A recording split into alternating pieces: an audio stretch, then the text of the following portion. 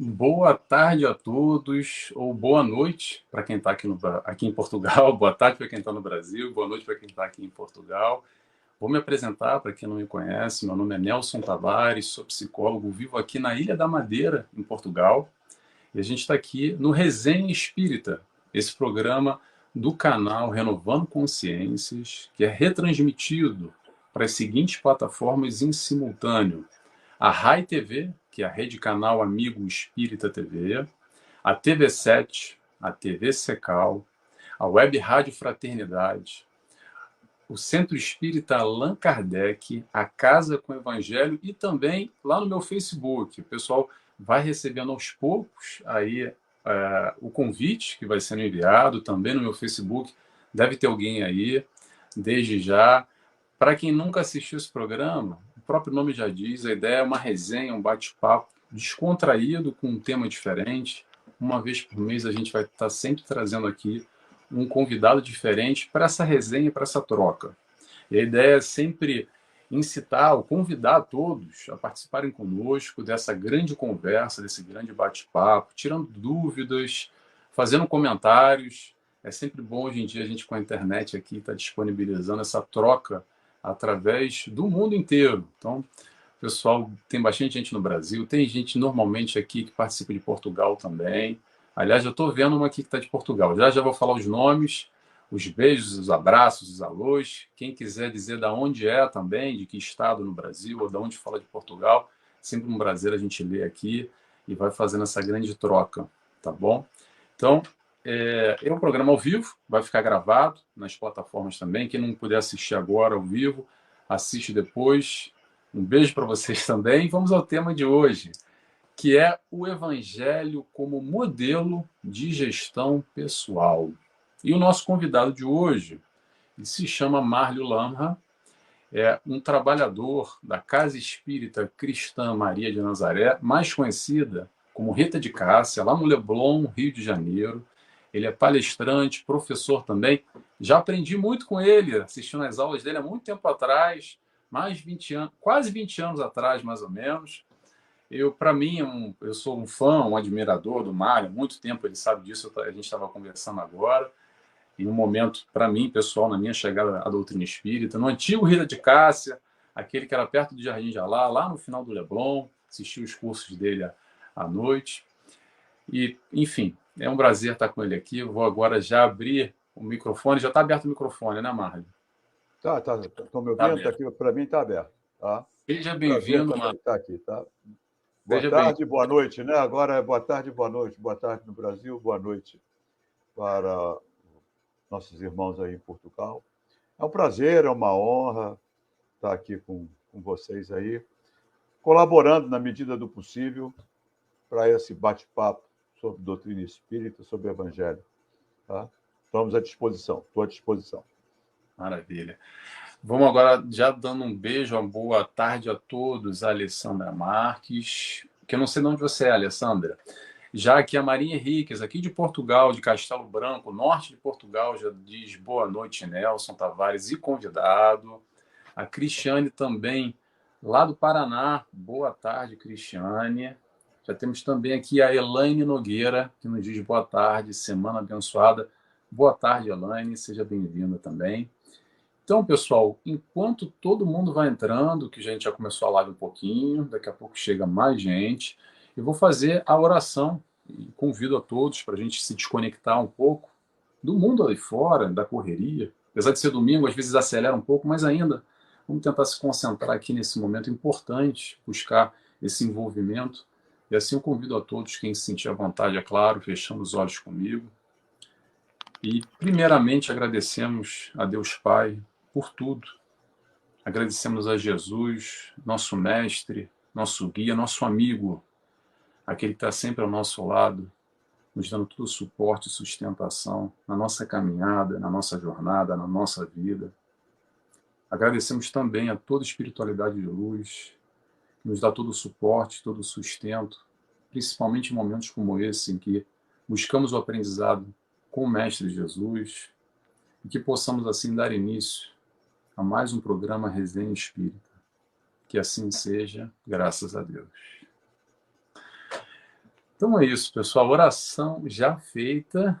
Aqui já tem mais uma mensagenzinha que é boa tarde, Itabaiana, Sergipe, não é isso? A Isa Santos, boa tarde, Isa. A Alessandra diz que é de Itanhaém, litoral paulista, São Paulo.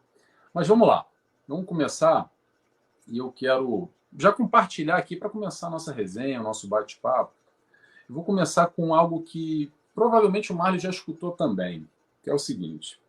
Às vezes as pessoas já chegaram para mim algumas e falam assim, Nelson, quando eu escuto seu estudo, quando eu estou lá no centro espírita, caramba, aquilo faz sentido para a minha vida, aquilo me toca o coração. Quando eu leio aquele livro do Emmanuel, da Joana de Ângeles, poxa, aquilo faz sentido para mim, parece que eu vivo num outro mundo. Mas basta eu fechar o livro, eu sair do centro espírita, pronto, já volta tudo como era antes, eu não consigo trazer aquilo para o meu dia, para a minha vida, para as minhas questões. Eu vou passar então a bola para o Marlon, perguntando para o Marlon, como é que a gente faz para incorporar esse modelo de gestão do Evangelho de Jesus, trazer ele para a nossa vida, para o nosso dia a dia? Essa pergunta é complicada, tá? Porque não tem receita de bolo, né, Nelson? A proposta de Jesus, eu gosto de pensar, fazendo assim um preâmbulo, né? Eu gosto de pensar, eu admiro muito mesmo os pesquisadores, os teólogos, aqueles que vão profundo nas origens do Evangelho, na parte histórica. Eu admiro muito. Mas fica muito no intelectual para mim. E quando eu tive a oportunidade, a bênção de... Nunca fui muito religioso. Nunca fui. Eu era médio.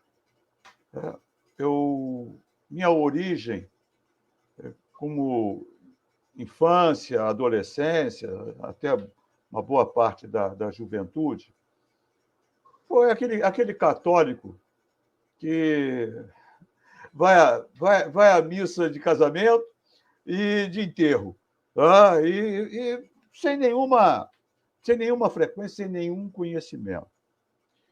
A partir de um determinado... Estou fazendo uma pequena resenha. Tá? A partir de uma determinada época da minha vida, através de um processo que hoje eu entendo como obsessivo bastante forte, eu, por uma misericórdia divina, fui encaminhado por um centro de candomblé, onde fui muito ajudado, muito. Onde eu recebi um socorro que mudou meu rumo. Eu sou muito grato a essa instituição. Passei lá mais ou menos 10 anos como frequentador e em tratamento. Mas uma coisa curiosa foi que, nesse tipo de religião africana, não tem estudo. Você tem muito trabalho e muito ritual. Principalmente o candomblé é muito ritual. As sessões são longas, com muitos rituais, né? Repetindo. Eu queria entender mais da história. E, acidentalmente, os acidentes, entre aspas, caiu na minha mão o Livro dos Espíritos. Tá? E eu bati esse livro numa noite. Tá? Comecei numa tarde, terminei ele na madrugada, lendo. Eu falei, isso faz todo sentido para mim. Faz todo sentido. Isso tem tudo a ver com o que eu estou buscando. Não conhecia casa espírita nenhuma. E olha que coisa curiosa, eu morava em frente a uma. Tá? Na Visconde de Pirajá, bairro aqui de Ipanema, não sou de Ipanema, mas bairro de Ipanema, eu morava naquela época. Em frente tinha um centro que você deve ter conhecido, Lago Tereza. Em frente. Nunca entrei. Até hoje. Nunca entrei, já mudou e tal, já me mudei. E, encurtando, eu fui parar no Rita de Cássia, fui parar lá na instituição onde assistia às palestras, onde eu comecei a me interessar, porque isso fez diferença na minha vida. Mudou o meu modus operandi, mudou a minha forma de me enxergar. E aí, a partir disso, de enxergar as situações. Eu comecei a ver Jesus não mais como aquela figura mística ou mítica de um ser extraterreno ou alguém longe, distante, com uma proposta inviável, um filósofo utópico. E passei a ler, a buscar meditar sobre como é que bota em prática. Como é que a gente faz para botar isso em prática? Porque isso é muito bonito. Mas como é que faz para botar em prática? E ele mesmo, ele deixa bem claro, você vai ter problema com isso. No mundo, tereis tribulações. Mas tem de bom ânimo. Eu venci o mundo. Essa frase faz toda a diferença no sentido de gestão. Aí vamos falar de gestão. Porque toda gestão ela tem um objetivo, ela tem um foco. Você tem que ter um foco, você tem que saber para onde você quer ir. Para onde você está querendo ir. Deixa eu só fechar aqui um instantinho. Para onde você está direcionando o seu foco, os seus interesses. E quando ele fala vencer o mundo, você então vai ver que nós temos dois focos. Vencer no mundo ou vencer o mundo. São duas coisas distintas. E não é um jogo de preposições. Então, o que eu quero? E aí vem a doutrina espírita dando uma base motivacional para a proposta de Jesus. Porque a proposta de Jesus, ela se torna inviável se você não tiver noções de vida espiritual. Noções, eu não vou dizer nem conhecimento. Noções de vida espiritual. Porque ela inverte o conjunto de valores. Ele inverte. Você vê que os próprios seguidores dos apóstolos, eles tinham problema com isso. Quem é o maior no mundo? Eles discutiam entre eles, aí Jesus aparece e diz, vocês estão enganados. No mundo, o maior é quem tem posse, quem tem dinheiro, quem tem recursos. Mas quem quiser ser o maior no reino de meu Pai, que seja o servidor de todos. Então, ele muda um enfoque. E aí, quando a gente vai ver, você falou que é psicólogo, eu não sou psicólogo, mas eu trabalho com mentoria, com terapia, com gestão emocional. Você vai ver, teve um estudo de Harvard, agora, eles estão fechando esse estudo, ou fecharam agora recentemente, de 70 anos. 70 anos de estudo sobre o que é felicidade, que as pessoas entendem por felicidade. Foram 70 anos acompanhando, né? Ou seja, passou por vários pesquisadores, sobre o que é felicidade. E uma coisa curiosa, porque no mundo que a gente vive, se eu estiver falando muito, me corta, tá? Fique à vontade. No mundo que a gente vive, dinheiro é fundamental. Não dá para discutir. Tá? Eu não sou daqueles que romantiza a pobreza, pelo amor de Deus. Tá?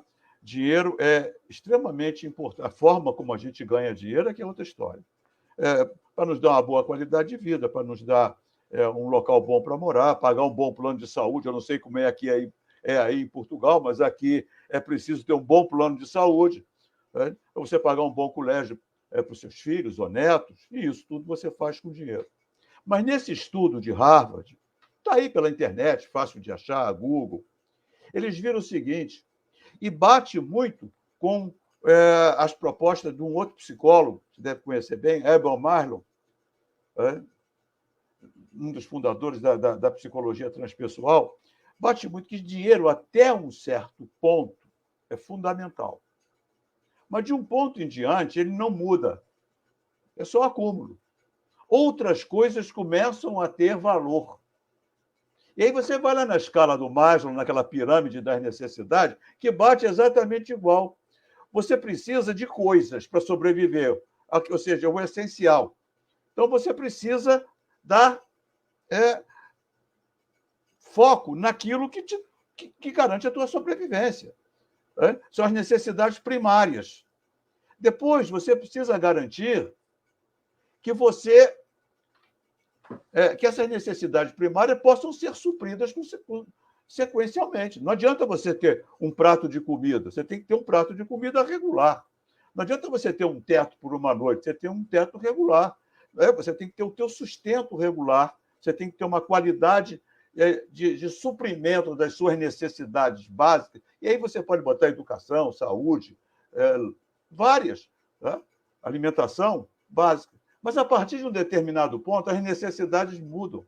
Elas se tornam necessidades sociais, necessidade de pertencimento, necessidade de participação.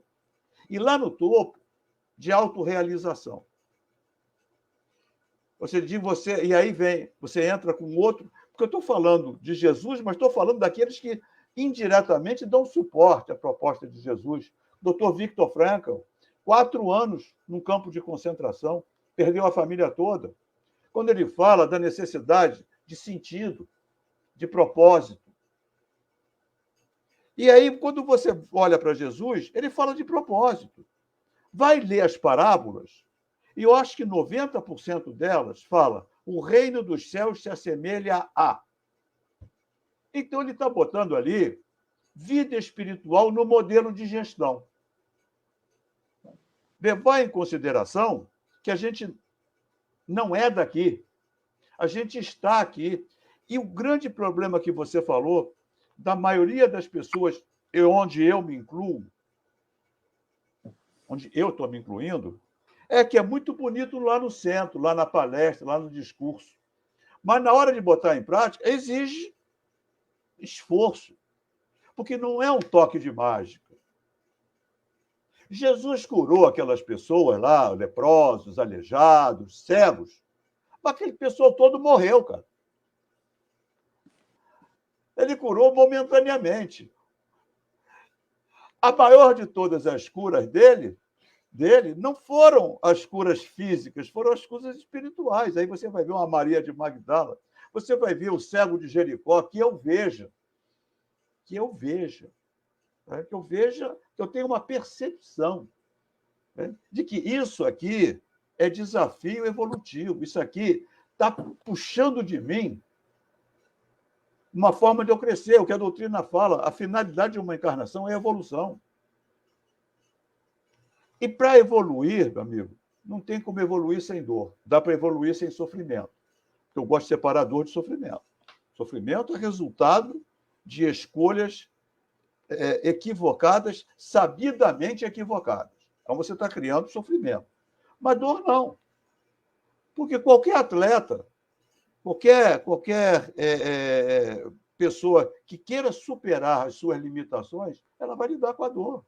Olha para uma bailarina, para os pés de uma bailarina de ponta, vê se não estão todos feridos. Olha para o atleta, quantas renúncias ele tem que fazer para subir lá no pódio. E quando ele sobe lá no pódio e está chorando, aquilo não é sofrimento, é felicidade.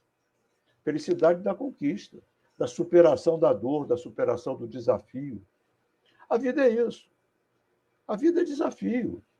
Porque se não fosse desafio, a gente não ia evoluir. É fácil? Nem um pouco. Se fosse fácil, a gente não estava encarnado aqui.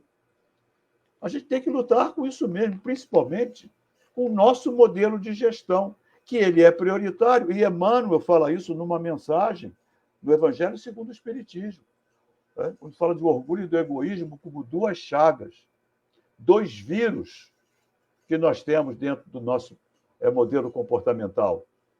E são exatamente esses 2 vírus que nos fazem ter foco equivocado nas questões de evolução. Então, a gestão, ela é questão de foco. O que eu quero? Vencer no mundo ou vencer o mundo? A partir daí, eu vou traçar um plano de quais são as imperfeições. Eu não gosto de falar defeito. Tá? Quem tem defeito é eletrodoméstico, né? Geladeira, máquina de lavar tem defeito. Ser humano tem imperfeição. Tá? Se a gente tivesse defeito, a gente teria sido criado. Porque se o Criador é a inteligência suprema, como é que ele vai criar um ser com defeito? Nós somos perfectíveis, portanto, nós temos falta de perfeições, o que é diferente de defeito. Então, nós estamos aqui para galgar escalas evolutivas, superando as imperfeições intelectuais e morais. Moral tem o quê? Tem a ver com escolha. Simples. Tá? Tem a ver com escolha. Onde é que está meu foco? Onde é que, o que porque toda escolha, Nelson, toda escolha, ela implica na renúncia das outras opções. Nós estamos aqui numa resenha. Vou dizer para você agora que eu acabei de fazer uma renúncia para estar aqui com você. Eu estava assistindo o jogo do meu Fluminense, que até onde eu sei, acabou o primeiro tempo, estava 2-0 ganhando do Inter. E eu estava gostando do jogo. Mas aí vem a questão do valor. Eu tenho um compromisso. Esse compromisso vale mais, então eu renuncio.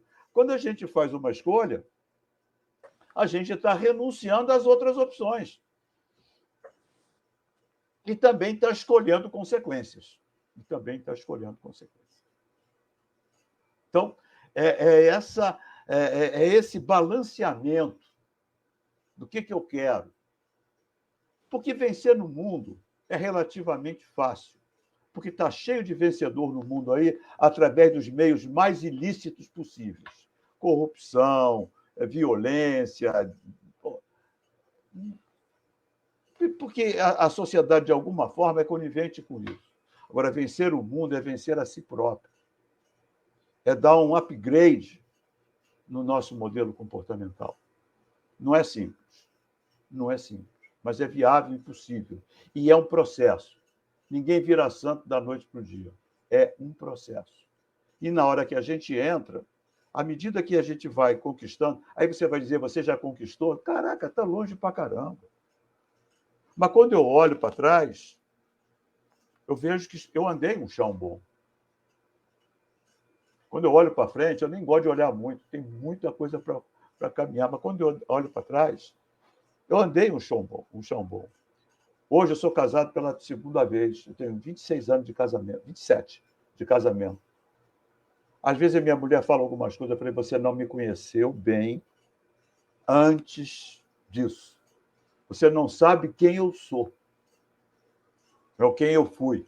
Você está conhecendo uma outra pessoa, porque tem um diferencial aí no meio, tem um divisor de águas.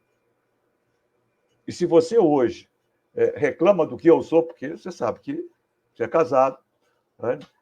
É no meio familiar em que a gente se mostra, né? Em que a gente se mostra.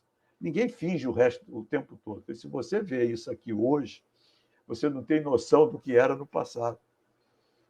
Então, é um processo, cara. O modelo de gestão é um processo. E Jesus é o resultado disso, que eu acho que até surpreendeu Kardec, se você me permite falar isso. Tá? Porque se você for pegar o Livro dos Espíritos, a origem da doutrina espírita, né? Porque o fenômeno do movimento das mesas, pancadas e tudo, ele eclodiu em toda a Europa. Você vai olhar a Revista Espírita, os jornais de vários países europeus e nos Estados Unidos noticiavam isso. Isso não foi um privilégio de Kardec estudar isso, nem do grupo dele. Isso pipocou na França, na Bélgica, Holanda, até no Peru, Estados Unidos. Esses fenômenos pipocaram pelo mundo inteiro. Kardec foi um dos estudiosos, foi um daqueles que se envolveu no estudo. E o que ele fez? Na hora que ele teve a informação, teve a confiança que o fenômeno era real. Ponto.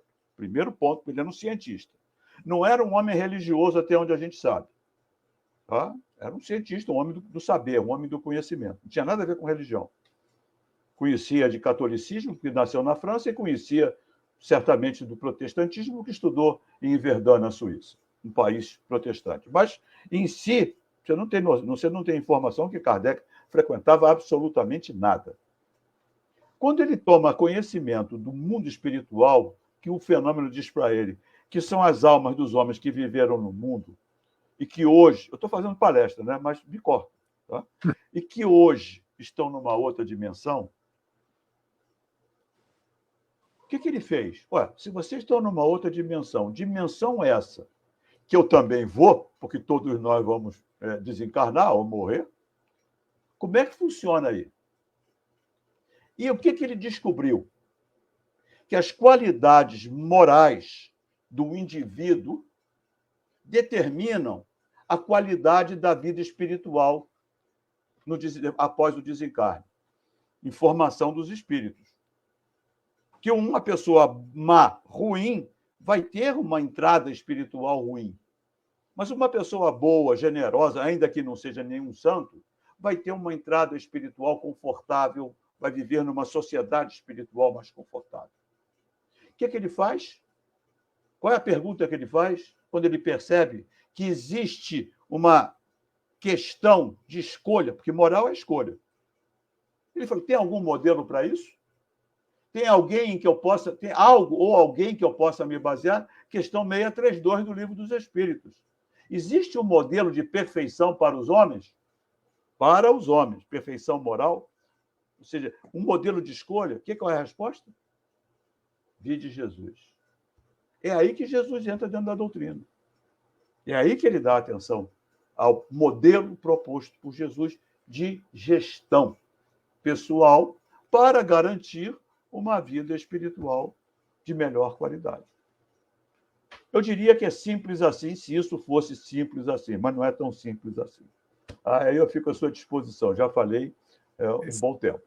Excelente, Mário. Vamos trazer aqui um pouco da participação do pessoal. A Kátia Peluso, que sempre nos acompanha no Facebook. Boa tarde, Kátia.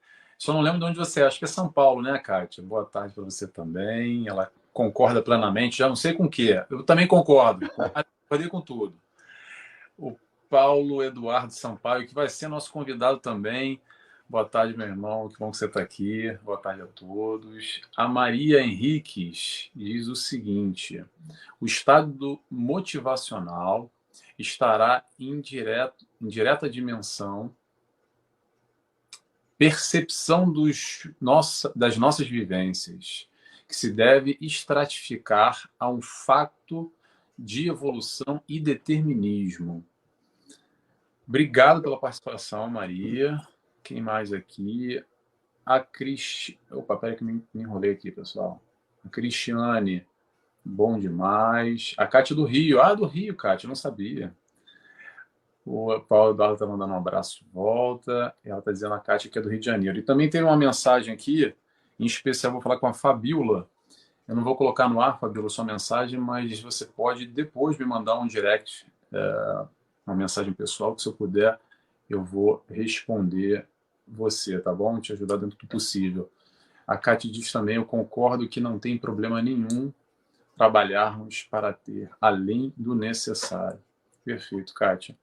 O Marlio, eu vou pegar aqui, tem tanta coisa que o Marlio falou interessante, que eu fecho aqui com ele, mas uma das coisas que eu acho bem legal da gente pontuar aqui é essa questão dos valores, colocando em direta relação com as escolhas. E é interessante quando a gente faz essa leitura, porque, de alguma forma, falando de valores, o medidor dos nossos valores enquanto ser humano é, de alguma forma, as nossas escolhas.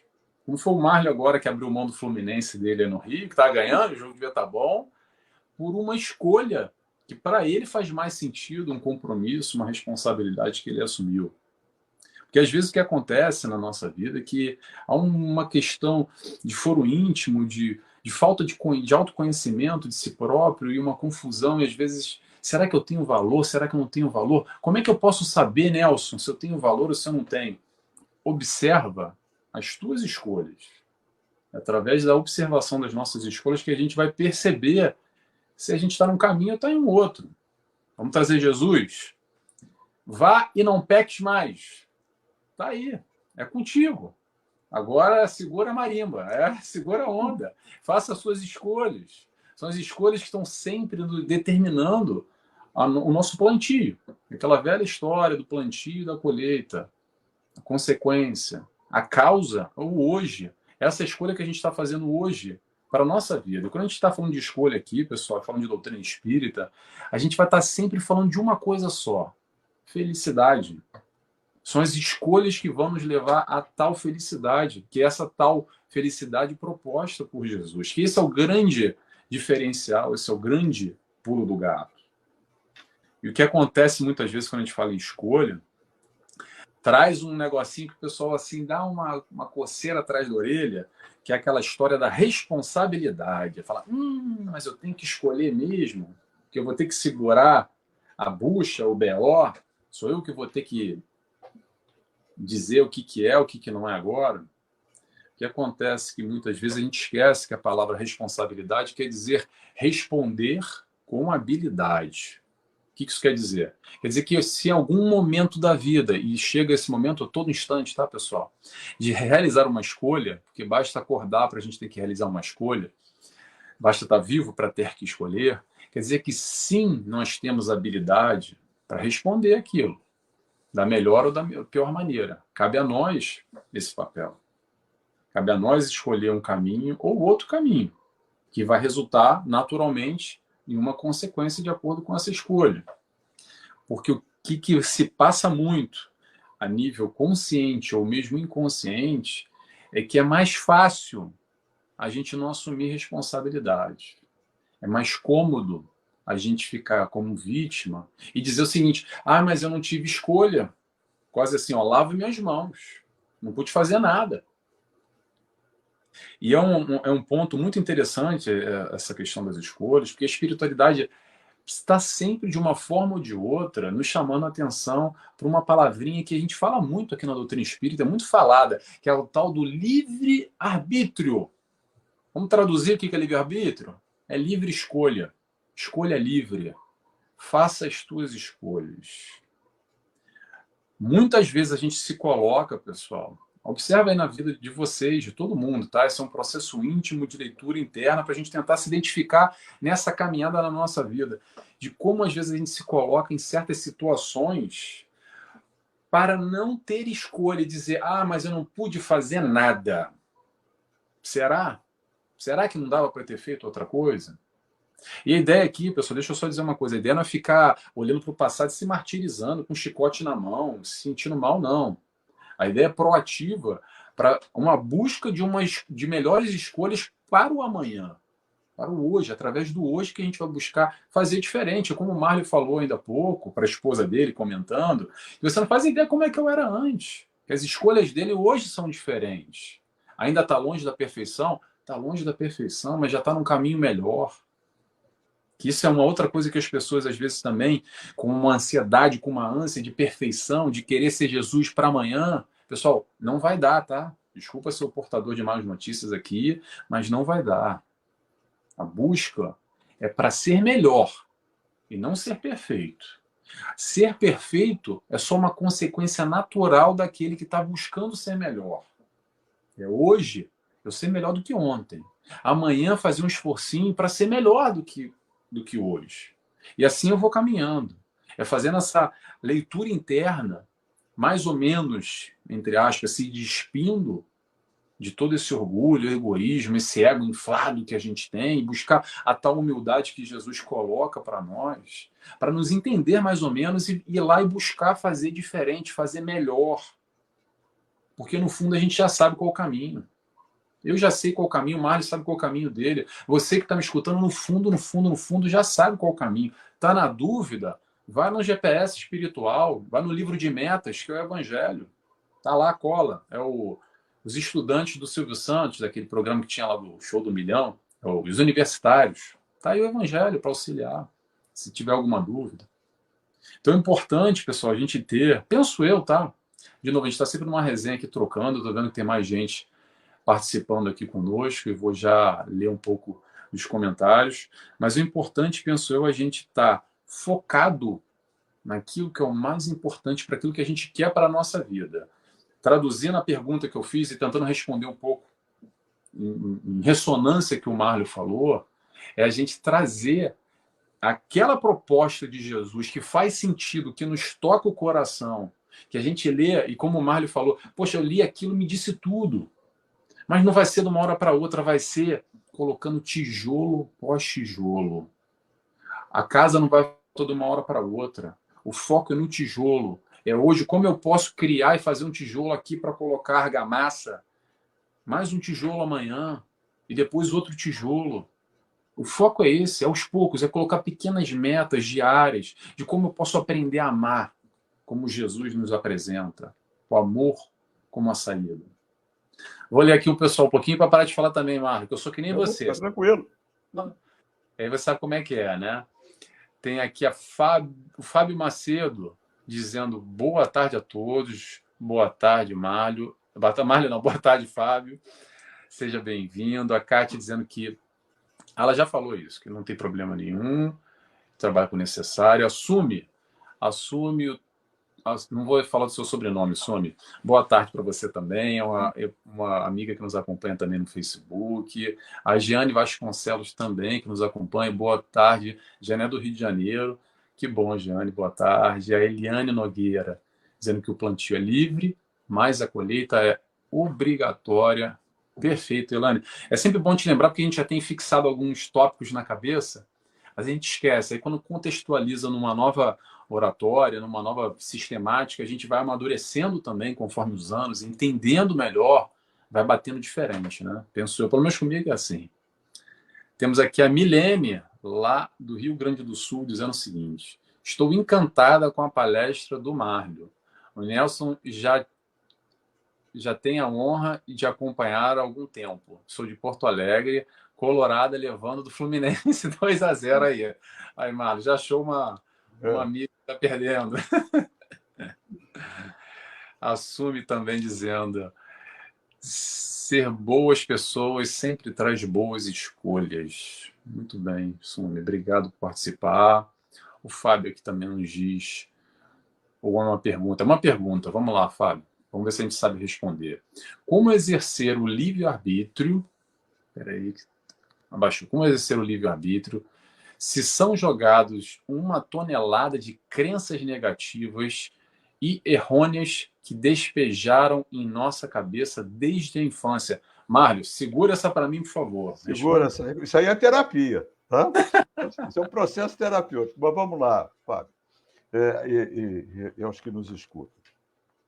Cada um de nós é um sistema de crenças e valores completamente diferente um do outro.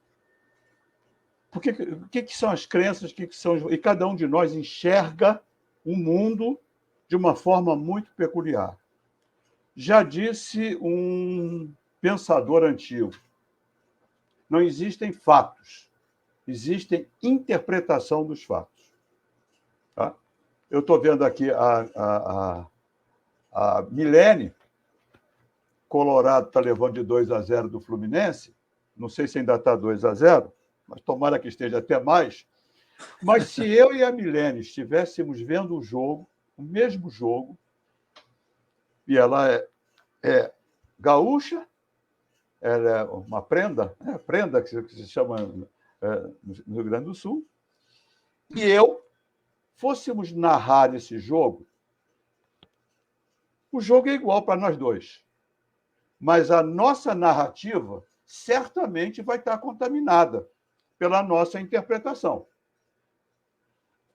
E se alguém que não tivesse visto o jogo ouvisse nós dois, ia pensar que nós estamos falando de 2 jogos diferentes.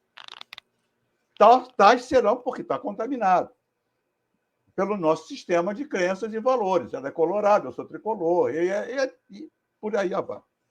E a gente reage no mundo baseado nesse sistema de crenças e valores. Crença é aquilo que eu acredito. Não importa se está certo ou não. Eu acredito, é minha verdade. Eu acredito em Deus, estou certo.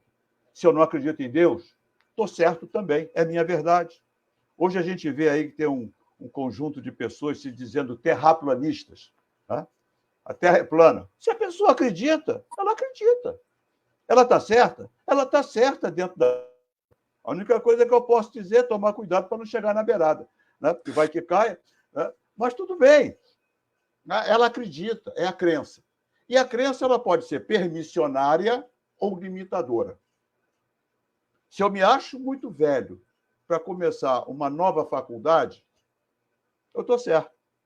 Eu sou muito velho. Mas se eu me acho que a minha idade não interfere em nada e eu começar um novo ciclo de estudos, eu também estou certo. Uma crença me trava, se eu acho que eu estou velho, outra crença me liberta. E aí vem a questão do valor. Valor é o que me movimenta. Eu tenho absoluta certeza que nós não somos muitos hoje aqui. Dezenas, talvez, e se muito, e se tanto, dezenas de pessoas que estão escolhendo estar aqui por um valor do conhecimento, da participação, da troca, da informação, de passar informação e de receber informação dessa troca. É um valor. O que nos implicou em várias renúncias. Em várias. Quando eu falo de escolha, eu estou falando de renúncia e estou falando de consequência. Quando o Fábio aqui fala, porque ele já identificou, que é muito curioso, das crenças negativas e errôneas que despejaram nas nossas cabeças desde a infância, eu creio que ele está falando de uma situação específica, peculiar, particular dele, que deve ter vivido, imagino, estou aqui, também, olha só a minha interpretação, que deve ter, estar sofrendo até com essas crenças. A sociedade nos impõe crenças o tempo todo, que você, para ser visto como uma pessoa de sucesso, você deve ter um celular de tal marca, de tal modelo, ou tal carro, ou morar em tal bairro. Eu moro num bairro mediano no Rio de Janeiro, mas meu centro é no Leblon, que é um bairro nobre do Rio de Janeiro. Eu moro até distante, mas eu comecei lá, fiquei lá, me mudei, moro num bairro da Tijuca, relativamente distante. Aí, às vezes, brincam comigo, você é depois do túnel, porque tem um túnel grande, o túnel Rebouças, que separa a Zona Sul da Zona Norte. Ele é depois do túnel, tem que sair mais cedo, porque ele é depois do túnel. Como se fosse alguma coisa. O pessoal fala de brincadeira, obviamente, mas é visto. Mora no Leblon. Mora no... como se isso fosse um diferencial para uma pessoa. Como se isso fosse um diferencial para uma pessoa. E isso é uma crença. Tanto de quem acredita que é um diferencial, como alguém que acredita que está sendo discriminado ou não. Mas a partir do momento, eu diria isso para o Fábio, muito en passant, Fábio, você vai me desculpar, esse é um processo de identificar crenças negativas, crenças nucleares.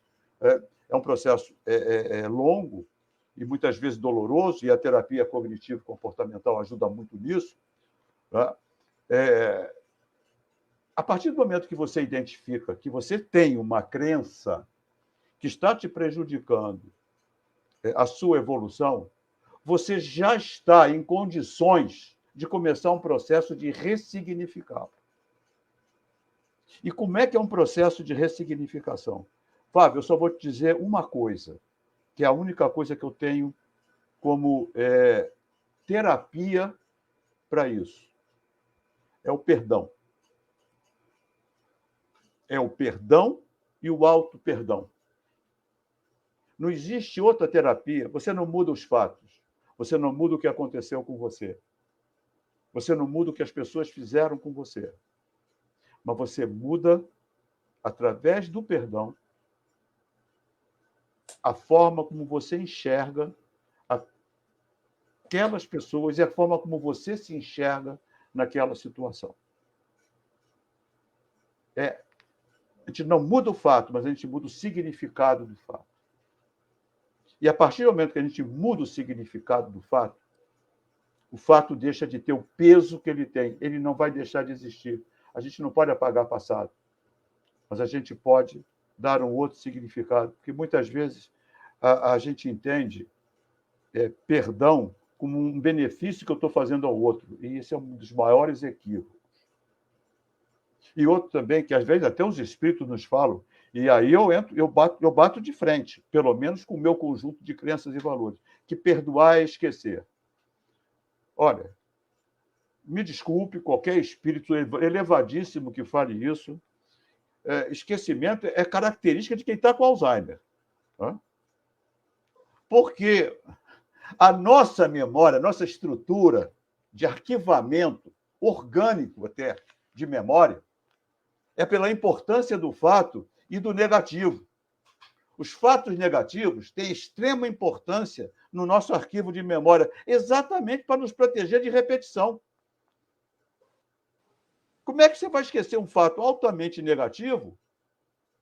Tem um ditado, não sei se em Portugal esse ditado vale, que cachorro mordido de cobra tem medo até de linguiça. Interpretação, de um fato negativo.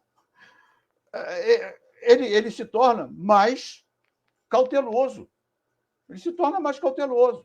Então, o fato negativo ele tem uma importância muito grande no nosso sistema até de autoproteção. O problema é como eu estou metabolizando esse fato.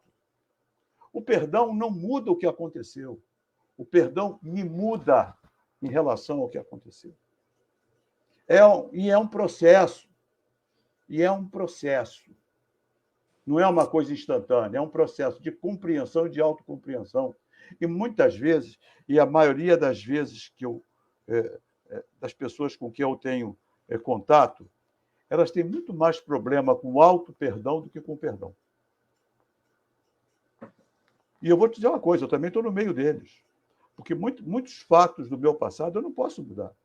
E olha que eu não fui nenhum acelerado, nada disso, mas fui uma pessoa com escolhas bastante equivocadas em relação a várias questões e que hoje eu não posso mudar e que sofro as consequências dela. Porque eu não posso mudar as consequências da noite para o dia de algumas decisões que mudaram caminhos, meu e de outros. Eu sofro com as consequências dela, sem dúvida nenhuma. Porém, o meu exercício de auto-perdão tem feito com que eu consiga me libertar do impacto do fato e tocar meu barco para frente, porque eu não posso mudar o passado. Então, quando a gente está consciente, até mesmo a sociedade nos imputa crenças, o chamado comportamento de manada, para não desagradar os outros, eu acabo fazendo aqueles comportamentos passivos que nós fazemos o que não queremos, apenas para não criar uma discórdia, mas nos sentimos mal com isso. Então, tudo isso precisa ser ressignificado. E só existe uma forma de ressignificar, pelo menos da que eu conheço. Tá? É a gente perdoar e perdoar-se. Eu não posso mudar o que aconteceu, mas posso mudar a forma como eu enxergo aquilo que aconteceu. Claro que existem fatos que são gravíssimos, existem pessoas que foram abusadas na infância, existem pessoas que foram machucadas profundamente. E eu recomendo a leitura do Dr. Viktor Frankl, o livro dele, se não me engano, é Em Busca de Sentido. O Sentido da Vida, não tenho certeza. Sentido da Vida.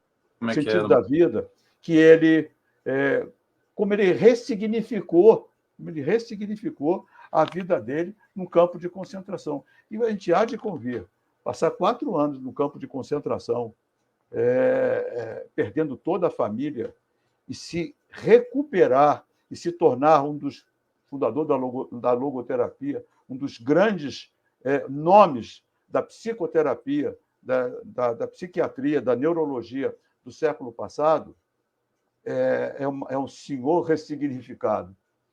É um senhor processo. Eu acho que nenhum de nós aqui passou por campo de concentração. Então, talvez nossos traumas ou os nossos impactos não sejam tão fortes quanto os do Dr. Viktor. E ele, naquele livro, ele dá um testemunho muito interessante de ressignificação. Tá? Eu recomendo, tá? Aqueles que possam querer um pouco mais de informação, porque aqui numa conversa de alguns minutos a gente não tem o tempo suficiente para isso, né? Perfeito, Mário. Eu vou seguir também a tua linha de raciocínio para tentar responder aqui, Fábio.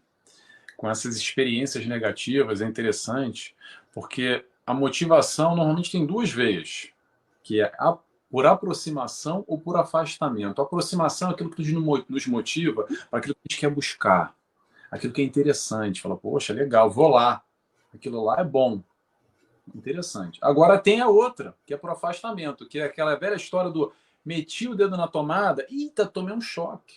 Amanhã ou depois, quero nem vejo uma tomada e falo, opa, peraí, não quero nem saber, que é a história do cachorro, que tem medo até como é que é? Medo de quê? De Como é que... linguiça. Tem medo até de linguiça, que já fala, opa, vem uma linguiça, se calhar uma cobra aí, já vou atravessar a rua e passar pelo outro lado. Agora, Fábio, outra coisa que é importante, também dando seguimento no que o Mário falou, que eu fecho com ele 100%, é o seguinte: esse processo de crenças é passado, muitas vezes, por esse meio onde a gente encarna, né? Com mamãe, com papai, com vovô, com vovó, com vizinho, com a sociedade, com o pessoal do bairro, do estado, na época que a gente está aqui encarnado, tudo isso vai influenciar esse nosso momento, essa nossa vivência, essa nossa experiência agora. Claro que vão ter crenças que vão nos auxiliar nesse processo da constelação familiar, essa dinâmica ao nosso entorno que vão nos auxiliar, e outras, de alguma forma, não vão nos ajudar muito nessa caminhada. Mas o importante, Fábio, penso eu, quero compartilhar um pouco aqui alguns caminhos para a gente pensar em conjunto, é que aquilo que fez sentido para o papai e para a mamãe, para o vovô e para a vovó, não necessariamente fazem sentido para você e não tem problema nenhum. Talvez a questão seja exatamente do desligar, do reconhecer que aquilo que eles fizeram o melhor, dando amor, talvez te passaram algumas crenças que hoje, de alguma forma, são um conflito na sua vida. Não sei, como o Marlon falou, são casos muito específicos que merecem uma análise pontual. A gente está aqui sempre tentando generalizar, mas não é algo que se generalize. É algo muito específico, vivência após vivência. Mas ainda assim, a gente tenha, que possamos ter consciência de que esse meio sim vai fazer, vai nos pressionar de alguma forma, com essas crenças, com esse modus operandi, ou com tal comportamento de manada, como o Marlon falou. Mas olha só, ainda assim a escolha, a decisão, a opção é sempre nossa, independente do meio. A opção vai ser sempre nossa. E vamos a Jesus de novo para lembrar que o meio que ele vivia, dando exemplo, tá, pessoal? Olha só, não é para colocar o Jesus lá na prateleira, lá no altar, é o Jesus aqui, como exemplificação das nossas dificuldades no hoje. Jesus não teve uma vida fácil também. Pelo contrário, naquele momento, naquela vivência, naquele ambiente, não era só o pessoal que estava do lado dele quando ele entrou em Jerusalém, montado, aplaudindo. O tempo inteiro ao entorno dele, não é só aqueles que o amavam, que buscavam a cura e queriam escutar a sua palavra. Também tinha aqueles que estavam ali só esperando a vírgula estar errada para colocar ele no prego. Esperando, fazendo uma pegadinha, uma conversa mole, para de alguma forma tentando ali, vendo se ele escorregava para ser a justificativa de punir ele, de crucificar, o que é que seja. Então vamos tentar entender, pessoal, que é o seguinte: independente desse meio que nos cerca, com maiores ou menores dificuldades, ainda assim a gente pode exercer aquilo que a gente acredita no certo e no errado, a nossa caminhada, principalmente voltado a essa direção que é a busca da caminhada no amor. Resumindo, Fábio, já para a gente pular aqui de assunto, se essa caminhada, se essas crenças vão de alguma forma chocar com você daquilo que você acredita que é o certo ou o errado, aquilo que te faz de bem, opte pelo bom e pelo certo. E aí há várias maneiras de você buscar esse caminho diferente, tá bom? Não sei se a gente respondeu ou se ficou mais confuso, Fábio. Tomara que não, tá? Vou seguindo aqui. A Salete diz boa tarde. Ah, a Kátia é tricolor também. Olha a Kátia aí, ó, se manifestando. A Kátia Peluso também é tricolor. A Maria Henriques diz processo patológico psicossocial. Não sei em que contexto você falou isso, Maria Henriques, mas é mais ou menos por aí. Crenças e valores, processos perfeitamente mutáveis e resiliente. Uma interrogação, deve ter sido quando o Mário falou. A Kátia diz muito bom. A Salete diz verdade, com certeza. Eu estou lendo, pessoal, que vocês vão comentando, eu vou ler depois, tá? Porque tem que comandar tudo aqui ao mesmo tempo. E sabe como é que é? Homem tem dificuldade, né? Pensar, respirar já é uma dificuldade. Para ler, então, eu já me embananando todo já. Vamos seguindo aqui. A Elaine Nogueira diz: perdoar é libertador. Vida que segue, exercício que leva aprendizado e tempo. Perfeito, Eliane. Uma das grandes dificuldades que todos nós temos aqui encarnados é o processo do perdão. O processo do perdão está lá, na oração que o Cristo nos ensinou, já há muito tempo, rogando ao Pai. A Edna Pereira Guimarães diz, boa noite, querido. Salvador, Bahia, boa noite. Boa noite. Para mim, boa noite, para vocês são boa tarde. Boa noite, Edna. E a Olga diz, boa noite, deve ser o que, Espírito Santo? Vitória, Espírito Santo? Não sei. E o Vanderlei também nos diz, boa noite, São Paulo. Vanderlei, boa noite. Agora, Marley, vamos mudar de assunto aqui. Mudando não, continuando o nosso assunto, pela linha de raciocínio que a gente está aqui, eu quero falar um pouco sobre... quero te escutar um pouco sobre essa história de comportamento, já que você tocou nesse assunto. Como é que a gente consegue, Marley, trazer o modelo de Jesus como comportamento para as nossas vidas? Diferenciando de alguma forma de sentimento, porque é algo que fica confuso ainda, a gente faz uma confusão dessa proposta de amor de Jesus como comportamento, como sentimento, porque essa história de amor ainda é uma palavra que a gente não entende muito bem. Fala um pouquinho para a gente, Marlon. Você falou a questão do amor como uma questão... É uma questão complexa. Primeiro, porque a gente está entendendo errado o que é amor. Tá? Eu não preciso gostar. A gente entende que amor é gostar. Eu não preciso amar uma pessoa para gostar dela. Dentro da língua, lembremos sempre que Jesus não deixou nada escrito. E Jesus falava em aramaico, num país cuja língua era hebraico, dominado pelo Império Romano, que falava latim, e a linguagem comercial da época era grego. Em resumo, uma salada, além dos inúmeros dialetos. Tá? Não deixou nada escrito. O que os apóstolos escreveram foi muito tempo depois, se é que escreveram, até porque são os evangelhos segundo, não é evangelho, é segundo, né? Por narrativas, seja lá de que forma for. Os textos mais antigos, originais, que se tem do Evangelho, dos Evangelhos de Jesus, falando de Jesus, são fragmentos em grego do século II. Tá? Existem nas cadeiras das faculdades de filosofia protestantes uma cadeira de estudo chamada Crítica Textual, que estuda exatamente os textos antigos. Os textos antigos. Então, em grego, amor tem 4 definições. A que mais se aproxima, e depois foi passado para o latim, e do latim para as demais línguas que nós recebemos. Tá? A que mais se aproxima, nós temos o frater, nós temos o eros, nós temos o philos e nós temos o ágape. O frater é irmãos, né? Eros tem a ver com a sexualidade, erótico, daí vem erótico, né? O philos com o conhecimento, né? Filosofia, amor ao conhecimento. E o ágape, que, entre outras definições, entre outros sinônimos, tem a ver com atitude. Atitude.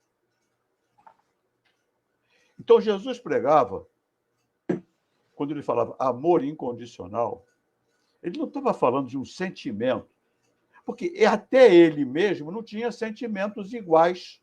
O espírito mais elevado que encarnou na Terra, certamente ele se sentia muito melhor no círculo de amizade deles do que conversando com um fariseu que queria derrubá-lo. Sem dúvida nenhuma. Apesar de compreender a fragilidade e tudo, é óbvio que ele não tinha a mesma simpatia. Quantas vezes chamou Herodes de aquela raposa? Chamava os fariseus de hipócritas, sepulcros caiados de branco. Isso não demonstra, digamos assim, uma enorme simpatia, mas os recebia e os tratava como conversou com Nicodemos, como conversou com o senador Públio Lentulus, com a mesma receptividade que conversava com aquele que lhe era simpático. Então, ele tinha uma atitude descondicionada. um comportamento descondicionado. O que é isso? Um comportamento não condicionado ao comportamento do outro. Eu sou assim porque assim esse é correto. Eu, às vezes, até brinco que honesto não devia ser substantivo, devia ser adjetivo.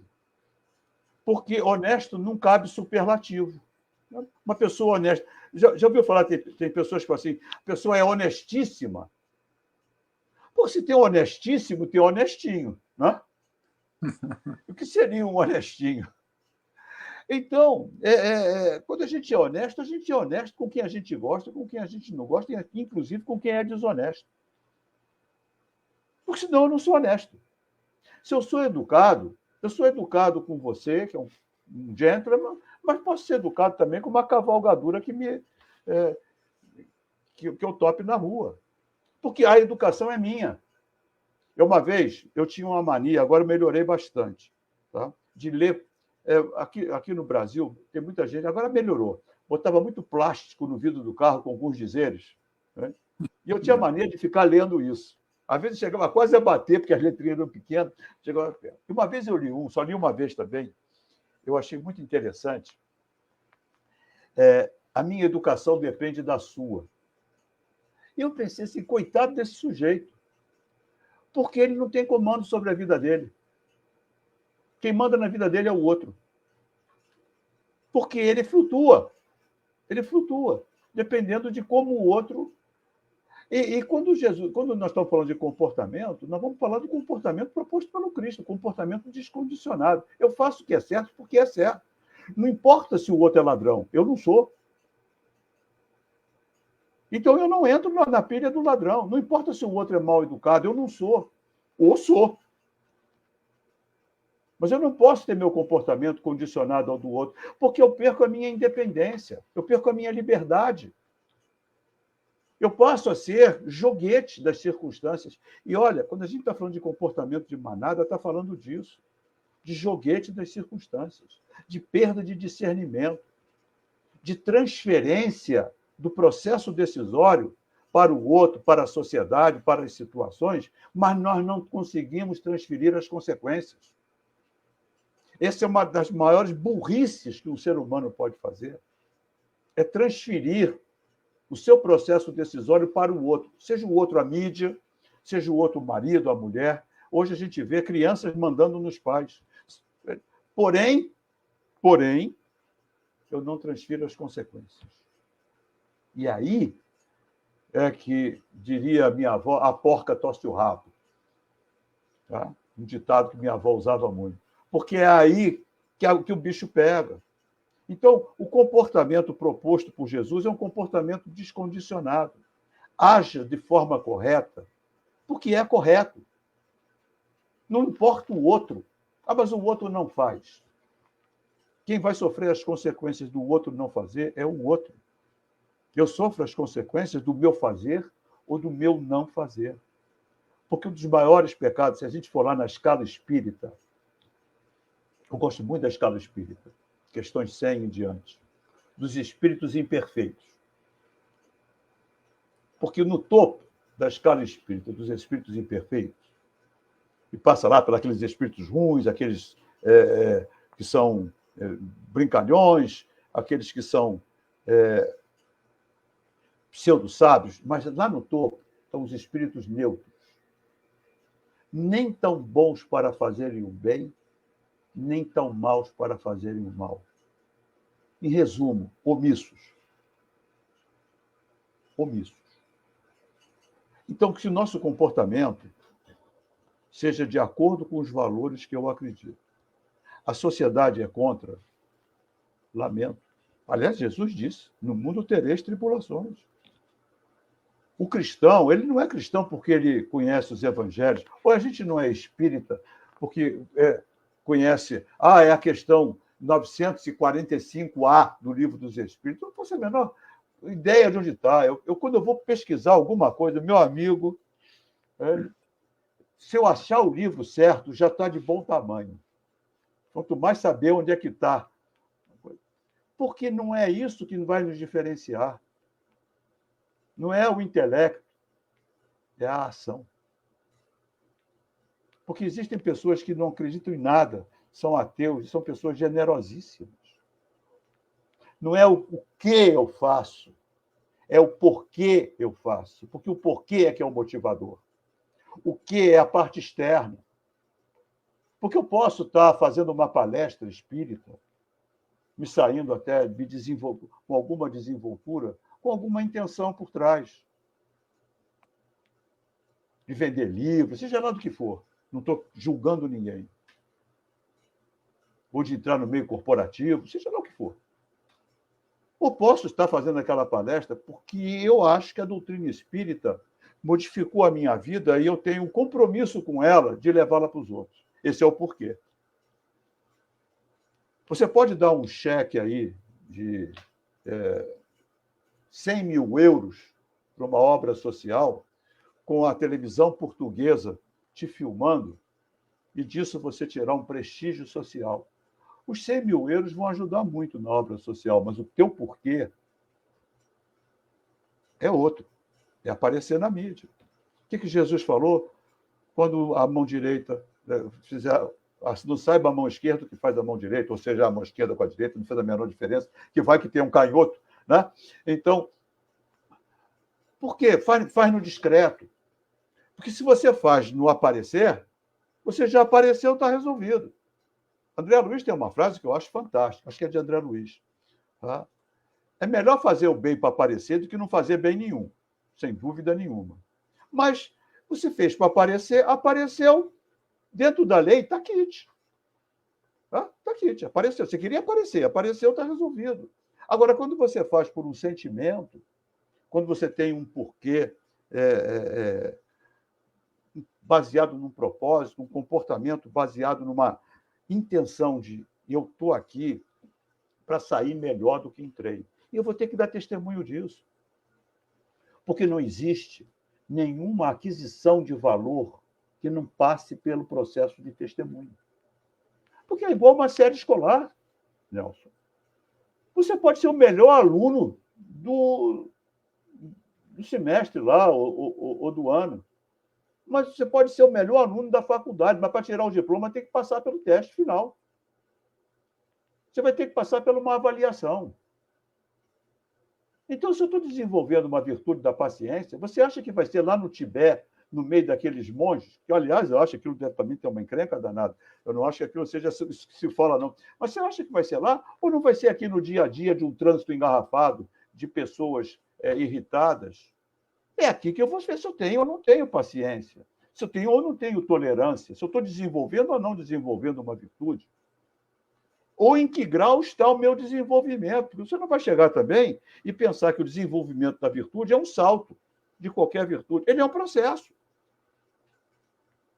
Porque para você ter uma explosão, tem que ter um gatilho. Uma explosão de impaciência, uma explosão de irritação, tem um gatilho. Se eu pego esse gatilho e levo ele mais para cima, eu evoluí. Eu já dei um passo em direção à aquisição daquela virtude. Ela não está completa, mas eu já evoluí. Se eu consigo modificar o ponto de disparo do meu gatilho até o momento em que esse gatilho deixa de existir, porque eu já incorporei a virtude. Há uma passagem, eu escutei isso outro dia de um palestrante, eu achei muito interessante, eu não conhecia, mas para uma pessoa de altíssima credibilidade, que ele cita um momento do Mahatma Gandhi, líder indiano, que promoveu a libertação da Índia do domínio inglês pela não violência e por falar a verdade, em que um soldado inglês o agride e ele não faz nada, ele cai, não faz nada e levanta. O soldado agride ele de novo e ele não faz nada, ele levanta. O soldado agride ele pela terceira vez, ele não faz nada. Aí o soldado diz: onde foi que você aprendeu a ser tão covarde? Com quem foi que você aprendeu a ser tão covarde? E ele responde: com esse que está aí pendurado no seu cordãozinho. Ele tinha um crucifixo, o cara pendurado. Com esse que está pendurado. Da não reação, da não violência, E ele conseguiu libertar a Índia sem um derramamento de uma gota de sangue. Aliás, o único sangue derramado foi o dele, que ele foi assassinado. Com um comportamento coerente. Aí você vai dizer, pô, mas eu não sou Gandhi, eu não sou Jesus, eu não sou Maria, não sou Chico Xavier, não sou Francisco de Assis. Não, não é. Nem está sendo pedido a você que haja igual. O que está sendo pedido a você, o que está se esperando, o que a lei espera de cada um de nós, é que seja um pouco melhor. Só. Se a gente voltar para o mundo espiritual melhor do que entrou, já é lucro. O quanto melhor é escolha. Aí é escolha. É o quanto eu evoluir. Porque eu não preciso ser o campeão da virtude. Às vezes, eu falo para alguns clientes que estão num processo de autodesafio. Eu falei, peraí, calma. Olha para uma Olimpíada. 10 corredores lá para a corrida de 100 metros. 10 corredores. O cara que chegou em último lugar perdeu? Ele está entre os 10 melhores do mundo. Só o fato de ir para uma Olimpíada, ele está entre os 10 melhores do mundo. Eu estava agora aqui, você conhece o aterro do Flamengo, né? No Rio. Estava aqui no aterro, todo domingo tem algum tipo de evento. Hoje de manhã estava o Ironman. Corrida, bicicleta, tudo de coisa. As pessoas estavam chegando, todas sendo aplaudidas. Ali não tinha mais vencedor. Os vencedores já tinham chegado há muito tempo. Ali estavam os que terminaram a prova, os que venceram a si mesmos. Eles não estavam competindo com ninguém. Eu achei fantástico, a família lá torcendo, gritando. Eu fiquei ali perto da linha de chegada, fiquei um pouquinho ali. Ele não estava ganhando a corrida, não. Ele não estava ganhando medalha nenhuma. Ele estava se superando, se autodesafiando. Eu acho que é para isso que a gente veio para cá. A gente veio para se superar. Não veio para ganhar de ninguém. Não veio para se comparar com ninguém. Eu não sou Jesus, não sou Vicente de Paulo, não sou ninguém. Eu sou Márcio Lama. E eu tenho que ser o melhor Márcio Lama possível. Eu tenho que me desafiar cada vez mais a ser a melhor pessoa possível. Eu não quero ser melhor do que você. Não quero ser melhor do que ninguém. Porque a gente não veio aqui para ser melhor do que ninguém. A gente veio aqui para se tornar um ser humano melhor. Esse é o comportamento. Qual é o comportamento que eu devo buscar? Aquele que me torna um ser humano melhor. Perfeito, Mário, perfeito. É difícil até comentar aqui em cima disso, mas eu gosto dessa ideia que você falou, do comportamento descondicionado, resumindo muito naquela passagem de Jesus, quando ele fala, pura e simplesmente, fazer ao próximo que gostaria que fizesse consigo. E muitos de nós, como você falou, o camarada lá do plástico, né, do carro, do adesivo, que a gente parece que está esperando, né? Gritou comigo, eu vou gritar também. Falou grosso, eu subo o tom. E a gente fica exatamente nessa competição, delegando, na verdade, o nosso comportamento para o próximo. Onde, na verdade, a proposta de Jesus vem nesse encontro exatamente para nos mostrar, acima de tudo, que é possível. É claro que, como o Mário falou, a gente não vai entrar aqui numa de querer ser Chico Xavier, ser Gandhi, Madre Teresa de Calcutá, mas dá para a gente ser um pouco melhor, como o Mário falou agora. Dá para a gente exigir de nós mesmos, fazendo escolhas mais acertadas, aquilo que a gente já sabe. No fundo, quando a gente para e olha lá para dentro, na hora do vamos ver, que tem que tomar uma decisão, no fundo, a gente já sabe.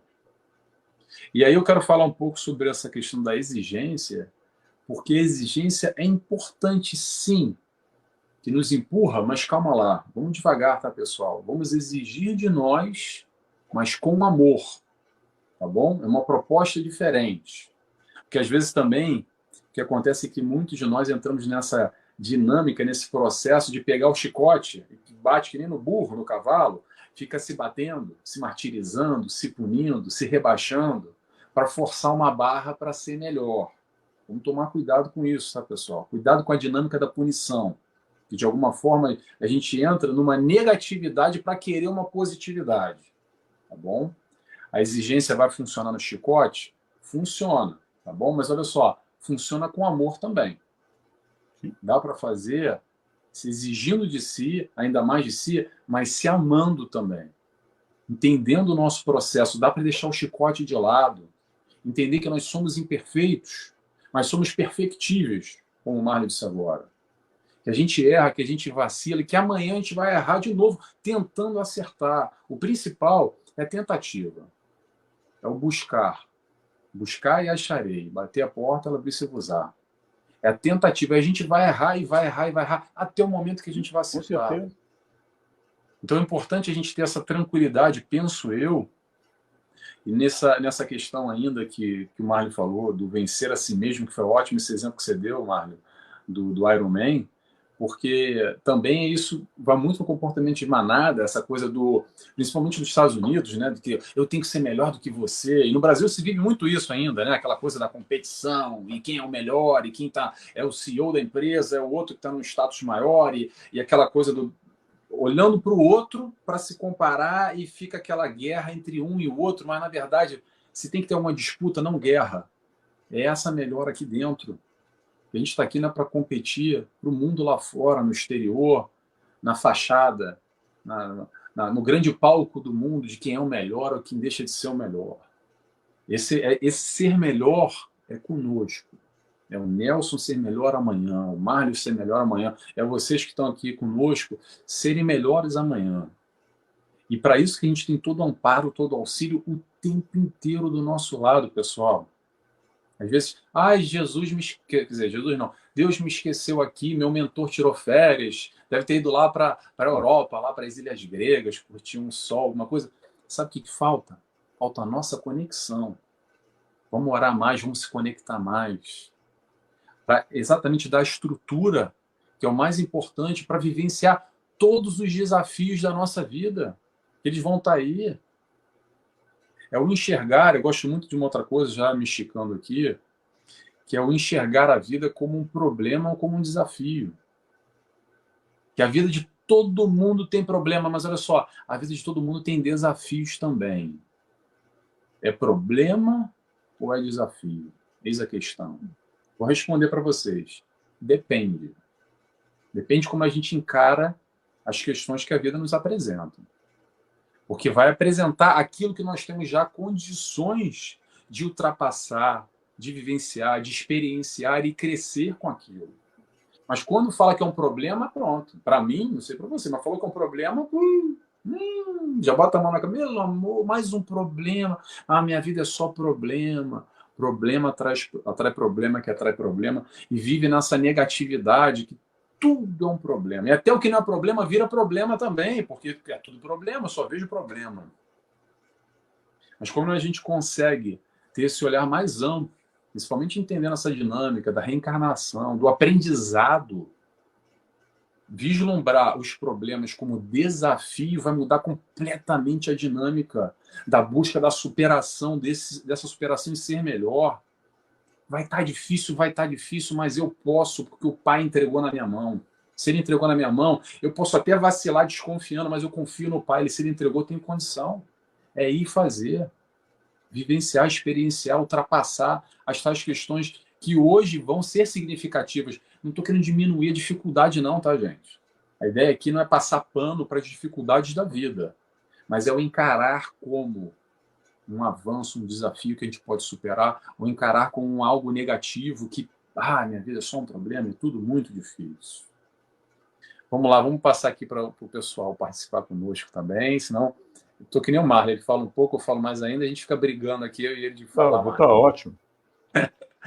A Rayane diz aqui, seja bem-vinda, Rayane, estou amando a conversa, que bom, Rayane, eu também estou amando a conversa. A Kátia Peluso nos diz, falou tudo. Convivi com uma grande palestrante que não botava quase nada na prática. Bem-vindo ao clube, Kátia, é assim mesmo, tá? O que mais tem? Até me lembrou, vou falar rapidamente, uma pesquisa que eu não lembro agora, já há muitos anos eu vi, lá em Minas Gerais, que foi realizando uma pesquisa para entender por que os jovens da evangelização infantil debandavam da doutrina espírita depois que ficavam adultos. E aí perguntando para as crianças e tentando entender um pouco, elas já mais velhas e tiveram muito tempo na doutrina, no centro espírita, com os pais espíritas, e aí as crianças chegaram e falaram, olha, sabe o que acontece? É que lá em casa, papai e mamãe não tem nada a ver com papai e mamãe lá do centro, então esse negócio de espiritismo é uma hipocrisia. Então, Kátia, é mesmo assim, e por isso que a ideia aqui, penso eu, o que o Marlio vem falando e eu também, é trazer, esquece a fachada, é trazer para o nosso eu, para o nosso dia a dia, trazer toda essa proposta do Evangelho, do Cristo, com as dificuldades que nós temos, para assentar a nossa vida, para equilibrar, harmonizar de alguma forma, andar em paralelo com a proposta do Cristo, com esse caminho. Fácil? Não é, como o Marlio falou, mas é possível. E sendo possível, só depende de nós. Agora o Vanderlei diz aqui também. Obrigado pela participação, tá? Peraí, Kátia, vamos lá. Vanderlei diz: quando olhei em torno de mim, reparei que o tempo era o meu único contemporâneo. Obrigado, Vanderlei. Isso aqui eu não sei o que é. Ela está falando meio russo, meio chinês aqui. A Maria Helena. A Cristiane, incrível. Que bom, Cristiane, você está gostando. A Salete diz: este Mário é das boas. Deve ser isso que ela diz, dos bons, né? Obrigado. O Ricardo Gestas, acho que o Ricardo está aqui na Ilha da Madeira também, né, Ricardo? Boa noite a todos, seja bem-vindo, Ricardo. A Mônica, olha, a Mônica apareceu por aqui. Mônica diz o seguinte: reconhecer-se o verdadeiro espírita pela sua transformação moral e pelos esforços que emprega para domar suas más tendências. Ouvimos as palavras de Kardec nas palestras. O importante é o esforço no bem. Vamos sair dessa live melhores do que entramos. Perfeito, Mônica. Obrigado pela participação. Mônica, que eu sei que gosta do Mário também. O Vanderlei diz: só tu sabes fortificar e purificar o ambiente que te rodeia. A Consuelo, também do Rio de Janeiro. Que bom, Consuelo, seja bem-vinda. Nelson, excelente. Obrigado, Consuelo. Acho que a Consuelo não mora mais no Rio, mas era do Rio que eu conheci ela lá. A Kátia diz: sim, com certeza. Eu só concordei com o Mário. Todo mundo está chamando de Mário. Até eu vou chamar o Mário de Mário agora, hein? Em relação à prática. E o Ricardo também nos diz o seguinte: quanto mais estudamos, mais conseguir evoluir e nos transformar enquanto centelha divina, através da prática daquilo que estudamos, que possibilitam crescer. Exatamente, o Márlio está aqui na Ilha da Madeira. O Márlio é português também, um amigo aqui de internet que a gente vai fazendo essa grande possibilidade que hoje nos engloba e estamos todos juntos, de alguma forma, reunidos. Márlio, a gente já tem um tempinho ainda aqui, porque a gente tem um horário, tá, pessoal? Que é 1h30, que é o que os canais aqui... Eu também tenho um compromisso daqui a pouquinho. Exatamente, perfeito, Márlio. Então eu já vou passando um pouco a palavra para você, Márlio, para fazer alguma consideração final, algo que você queira compartilhar conosco. Olha, só para a gente, de repente, poder fazer um fechamento, você falou de erro e tal. Erro é parte do processo. Tá? Eu vejo erro, por definição, é a tentativa frustrada de acertar. Considerando que todos nós ainda estamos num mundo de imperfeição e que só os espíritos perfeitos não erram, o erro é parte do nosso processo. O que não é o mal.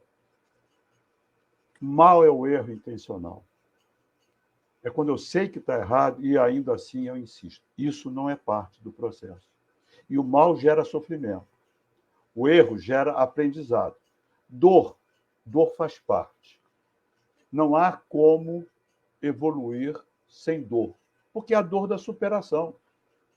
O atleta convive com a dor, o artista convive com a dor, o intelectual convive com a dor, o estudante convive com a dor. A dor é parte do processo, sejam dores físicas, quando nós buscamos aperfeiçoamento físico, qualquer pessoa aqui que esteja parada de fazer exercício e for para uma academia, no dia seguinte dói o corpo inteiro, inclusive o freio da língua, porque você mexeu com todos os seus músculos. Então, dor é parte do processo, que não é o mal. Mal é a escolha. Então, se a gente aprende, evoluímos. Na próxima, não repete. E isso é evolução. É claro que a gente pode aprender com o erro dos outros. Estão aí os mestres para nos ensinarem. Então, a sabedoria está em aprender com o erro dos outros. Eu não preciso ter um câncer no pulmão para saber que cigarro faz mal. A literatura, o próprio maço de cigarro está escrito isso. Eu não preciso passar por um processo de desintoxicação de drogas para saber que droga faz mal. Eu tenho conhecimento para isso. Então, quando a gente usa o conhecimento para evitar o erro, fantástico. Mas quando a gente, de repente, num processo de tomada de decisão, quando não domina todas as variáveis, e aí vem a questão da gestão. Quanto mais informação a gente tem, mais proximamente do acerto eu estou. Mas não quer dizer que eu domine todas as variáveis. Se eu não domino todas as variáveis, eu corro o risco do erro. Mas do erro não intencional, o risco de errar, o risco de tomar uma decisão errada. Isso faz parte do processo. Eu não sei se vocês se lembram daquele avião que pousou no Rio Hudson, porque foi atingido por pássaros. E eu vi o filme, achei interessantíssimo.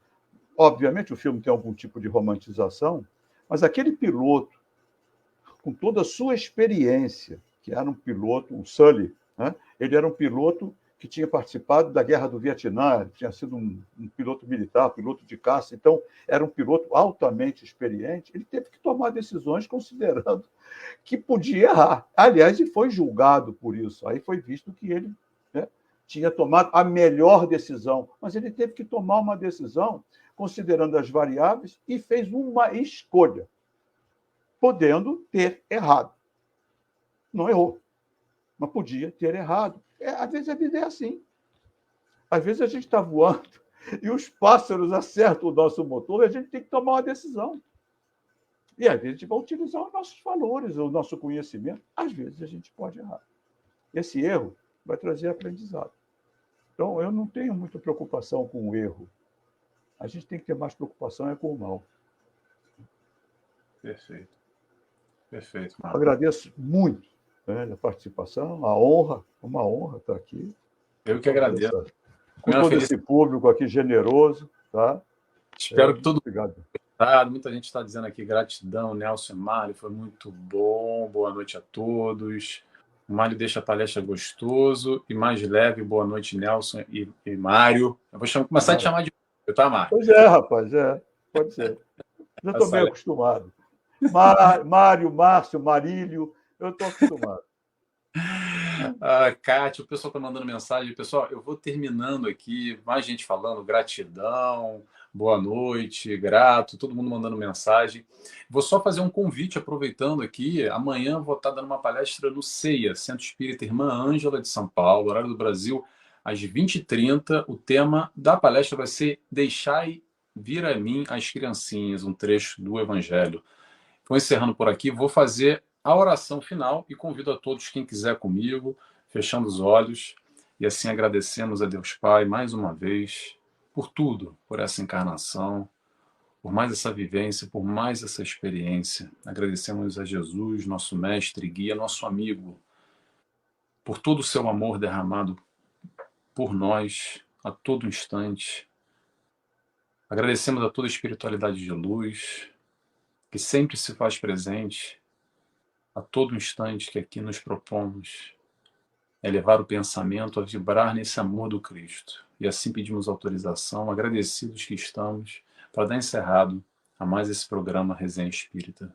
Que assim seja, graças a Deus. Graças a Deus. Pessoal, obrigado, Mário, mais uma vez. Vou me despedir. Já estourou o nosso horário, tá bom? Eu estou saindo aqui da transmissão. Obrigado a todos, tá? Obrigado, Nelson. Todos. Tchau, tchau. Um abraço. Tchau.